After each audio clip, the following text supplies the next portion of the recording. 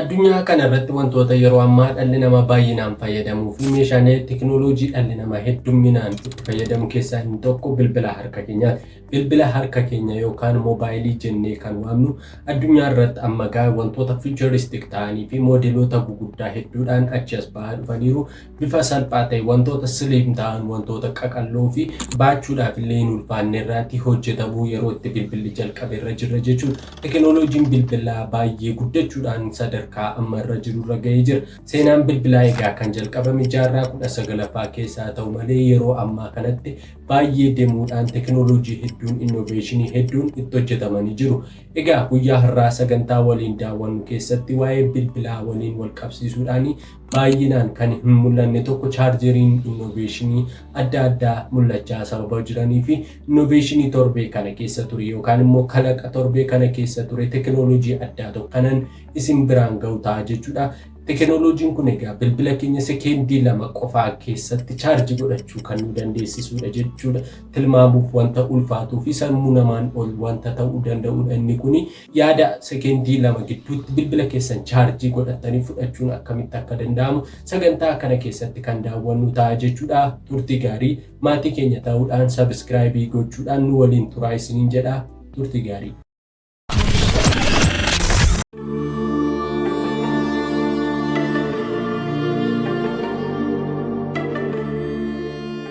Bilbilli egaa teekinooloojii dhalli namaa hedduun fayyadamu keessatti ammatti isa tokkoffaadha jennee jirra.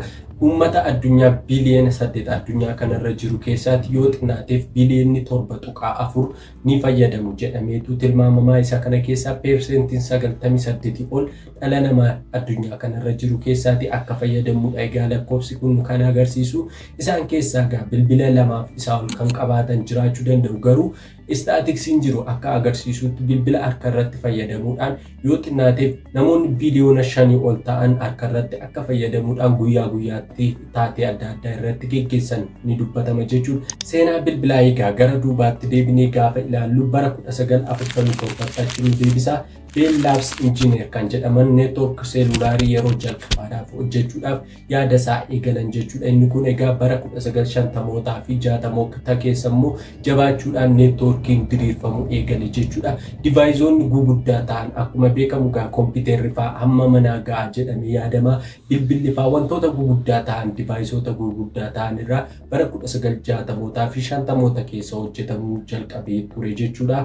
Inni kun egaa bara 1970 neetwoorkiin jalqabaa first generation yookaan immoo 1G jedhamu hojjetamuudhaan addunyaa kanarra oole jechuudha. Inni kun ammatti baay'ee guddachuu speedii fast ta'een guddachuudhaan amma 5G irra geenyee jirra jechuudha. Bilbillis baay'ee dabaluudhaan moodeloonni isaanii fiicharoonni adda addaa neetwoorkiin isaatti dabaluun appilikeeshinoonni baay'ee hojii namaa salphisan hedduun illee itti dabalamuudhaan addunyaan kun baay'ee imalaa jirti. Fiigicha guddaa keessa yeroo isheen itti jirtudha jechuudha. Moodeloonnii fi appilikeeshinoonni akkasumallee neetwoorkiin bilbilaa baay'ee dabalu malee gama chaarjeriidhaan immoo teekinooloojii adda ta'e ammatti argaa jirru. Haa ta'u malee ji'oota tokko asitti teekinooloojiin adda ta'e tokkoo fi wanti ajab nama jechisiisu sekeendii 2 gidduutti bilbila keenya chaarjii godhannee irra goonee fudhannee ba'uu nu dandeessisu tokko hojjetamaa akka jiru dubbatamaa jira jechuudha. Teekinooloojiin kun egaa Swift's Instant Power System kan jedhamu yoo ta'u sekeendii 2 gidduutti bilbila harka keenyaa chaarjii gochuu kan danda'udha jechuudha. Liinkii mataa isaatii ni qaba. Haabii yookaan immoo chaarjeriin bakka taa'u ni qabaata. Isaan kana walitti fiduudhaan sekeendii 2 gidduutti bilbila harka keenyaa chaarjii godhannee ba'uu kan dandeenyudha jechuudha. Wanti baay'ee nama ajaa'ibuu fi tilmaamuudhaaf namatti ulfaatu yookaan immoo teekinooloojiin kun yeroo ammaatti fiixaan baasaa jiru keessaa inni tokko immoo daqiiqaa tokko gidduutti namoonni 5 fi isaa ol bilbila harka isaanii chaarjii godhachuu akka danda'anidha jechuudha kan inni dubbatamu. Egaa Swift's Instant Power Systemiin kun teekinooloojii haaraa ta'ee fi kalaqa haaraa addunyaa kanarratti yeroo dhiyeenya keessa keessumaa ji'a tokko asitti dhufeedha jechuudha. Bara 2025tti inni kun gabaa addunyaarra ooluudhaan namoonni hedduun bitanii akka itti fayyadamaman illee ni tilmaamama jechuudha. Egaa bilbilli akkamiitiidha kan itti fayyadamuu danda'amu gaafa jennee tilmaamnu power system yookaan immoo humna paaworii 3500 ol bilbilli qaban yeroo ammaa jiran bilbilli Android fi iPhone akkasumallee bilbiloonni biroon chaarjii isaanii 3500 ol qabanii itti fayyadamuu danda'u jechuudha. Inni kun egaa sekendii 2 gidduutti bilbila isaanii chaarjii godhachuuf kan dandeessisudha jechuudha. Inni kun egaa wanta abjuu fakkaatu dhugumsee kan jirudha jechuudha. Teknooloojiin kun egaa divaayisoota 3 kan of keessaa qabu yoo ta'u inni jalqabaa haabii mataa isaatii yookaan immoo bakka baattoo chaarjii isaatiiti jechuudha. Inni lammaffaan immoo liinkiidha jechuudha. Liinkiin kun immoo akka kaverii bilbilatti kan godhamu yoo ta'u haabii kanaa fi chaarjerii keenya karaa bluetoothidhaan walitti konneekti gochuun chaarjii irraa fudhachuuf kan nu dandeessisu jechuudha. Inni sadaffaan immoo appilikeeshinii mataa isaa danda'ee hojjetanii jiru jechuudha. Swiftis app kan jedhamu inni kun immoo appilikeeshiniin kun chaarjii keenyaa fi bilbila keenya ittiin maneej gochuu yookaan immoo notifikashinii low baatirii keenya arguudhaaf kan nu dandeessisu akkasumallee piraayiveesii bilbila keenyaa eeguuf kan nu dandeessisudha jechuudha.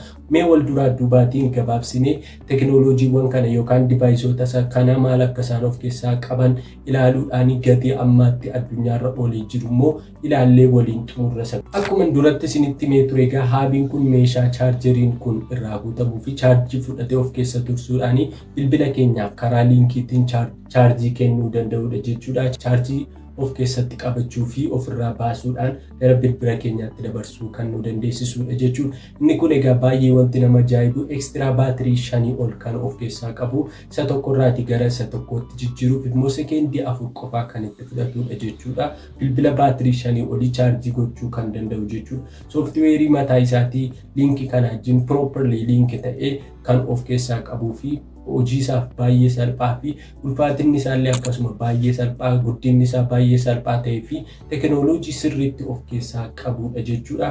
Turtii sekendii 4 gidduutti liinkii isaa jijjiiruudhaan gara haabii isa lammaffaatti nu dabarsuudhaan chaarjii irraa fudhachuu dandeenya jechuudha. Egaa haabiin kun jabaa fi bareeda smart classic wanta ta'e sababa ta'ee fi meenteenaansii yeroo yerootti wanta barbaachisu miti. Baatirii garuu waggaa 3 hanga 4tti itti jijjiiruun barbaachisaa akka ta'e teknooloojii kana warri kalaqan dubbataniiru jechuudha. Haabiin kun egaa wanta salphaa ta'ee fi light weight warra jennudha jechuudha. Weetiin isaa ulfaatinni isaa kiloogiraama 2.25 kan ta'u yoo ta'u meejiraamentii isaa gaafa fudhannee ilaallu immoo leengisiin isaa milimeetira 335 akkasumallee wiidziin isaa milimeetira 142 yoo ta'u heetiin isaa immoo milimeetira 169.7 jechuudha. Inni kun baay'ee simpil akka inni ta'e kan agarsiisudha jechuudha. Walumaa galatti haabiin kun chaarjii of keessatti fudhatee turuudhaan luus godhee immoo gara bilbila keenyaatti liinkii kanaan akka darbu nu taasisa jechuudha. Inni lammaffaan divaayizii nuti argannu liinkii bilbilaaf hojjetame yookaan immoo haabii kana wajjin walitti konneekti gochuuf hojjetamedha jechuudha. Liinkiin kun halluulee adda addaatiin hojjetamee bahee jira. Akkuma kaverii bilbilaatti wanta itti fayyadamuu dandeenyudha jechuudha.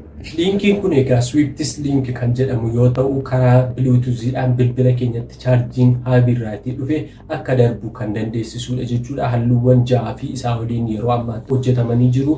Akkasumallee akka yaaliitti yeroo laawunchi ta'u immoo bilbila iPhone 14, 15 fi 16 irratti hojjetamanii ammatti gabaarra oolaa jiru jechuudha. Gara fuula duraatti garuu bilbiloota iPhone hafanii fi kanneen biroo akkasumallee Android irratti illee bara 2025 xumuratti hojjetamee akka gabaarra oolu dhaabbati kun beeksisee jira jechuudha. Inni kun jijjiirama guddaa gabaa addunyaa irratti fiduu kan danda'u fi gama chaarjeriitiin teknooloojii cimaa fi bara kana keessa bifa haaraa ta'een dhufuu danda'u. Sadaffaa irratti divaayisoota inni hojjete keessaatii appilikeeshinii mataa isaatii qabaachuun immoo adda isa taasisa jechuudha. Inni kun Swiftis appilikeeshin kan jedhamu yoo ta'u appilikeeshiniin kunis dhimma chaarjiitiin wal qabsiisuudhaan akkasumallee divaayizii yookaan immoo teknooloojii kana wajjin wal qabsiisuudhaan maneej gochuuf kan nu dandeessisudha jechuudha. Akkuma teknooloojiin kun jedhutti egaa yeroo ammaatti iOS fi Android irratti hojjetamanii gabaarra oolanii jiru. Isaan kana argachuuf App Store fi Google Play yoo fayyadamne appilikeeshinii kana bifa salphaa ta'een itti fayyadamuun ni danda'ama jechuudha. Garuu rakkoon isaa asitti egaa namni hundumtuu buusee itti fayyadamuu kan danda'u osoo hin taane yoo xiqqaatee fi liinkii kanaa fi haabii kana qabaachuun nurra jiraata jechuudha. Konneekti kan nuti goone itti fayyadamuu dandeenyu isaan kana wajjin waan ta'eef jechuudha. Gama biraan egaa appilikeeshiniin kun piraayiveesii keenya eeguudhaaf yookaan immoo haabii keenya irraati namni biraan akka hin fayyadamne chaarjerii keenya namni biraan akka hin fudhanne gochuu dandeenya. Akkasumallee daangessuudhaan hiriyootaa fi maatiin keenya qofaan akka itti fayyadaman illee taasisuu kan dandeenyudha jechuudha. Dhimma chaarjii kana fiixaan baasuu fi wantoota gargaaran akkasii sadii hojjechuudhaan Swiftis power systemiin kun gabaa addunyaarra yeroo bara 2025 keessatti guutummaa guutuutti ni oola jedhameetidha kan inni yaadamu. Kana dura biyya Chaayinaa keessatti kaampaaniin Xiaomi jedhamu fa'aa eerii irratti yookaan immoo gama qilleensaatiin bilbila chaarjii godhachuun akka danda'amullee ibsee ture. Haa ta'uti inni kun immoo rakkoowwan hedduu isaa fudhatee dhufeera. Bifa salphaa ta'een addunyaadhaaf dhiyaachuu hin dandeenye. Garuu Swiftis power systemiin kun bifa salphaa ta'een addunyaaf dhiyaachuu kan danda'uu fi yeroo ammaatti qorannaalee hedduu keessa darbaa kan jirudha jechuudha. Amma gabaa addunyaarra oolee jiru Amazon irra jirutti haabiin kun $450 kan ture yoo ta'u yeroo ammaa kanatti gara $360tti gadi buufamee jira. Linkiin kun immoo $120 kan ture yoo ta'u yeroo ammaa kanatti immoo $96tti gadi bu'ee jira jechuudha. Walumaa galatti maateriyaala kana argachuuf tekinooloojii akkas fooyya'e kana argachuudhaaf $400 wayii baasnee bifa salphaa ta'een itti fayyadamuun ni danda'ama jechuudha. Juun 2025 kaasuudhaan immoo guutummaatti gabaa addunyaarra akka oolullee himamee jira jechuudha. Guyyaa irraatiif egaa tekinooloojii kana fakkaatuu fi wantoota hedduu salphisuu danda'u keessumaa gama chaarjii bilbilaa rakkoowwan jiran furuu kan danda'u tekinooloojii Swiftis power system jedhu isin biraan ga'aan ture jechuudha. Egaa isa kanarraati waa guddoo akka barattanii fi yaada keessatti akka qabattan gamanumaan abdachaa yuutuubii keenya saabskraayib gochuudhaan akkasumallee hiriyoota keessaniif qooduun nu bira dhaabbadhaatiin nu jajjabeessaa isiniin jenna. Qophiilee birootiin hanga walitti deebinutti nagaatti.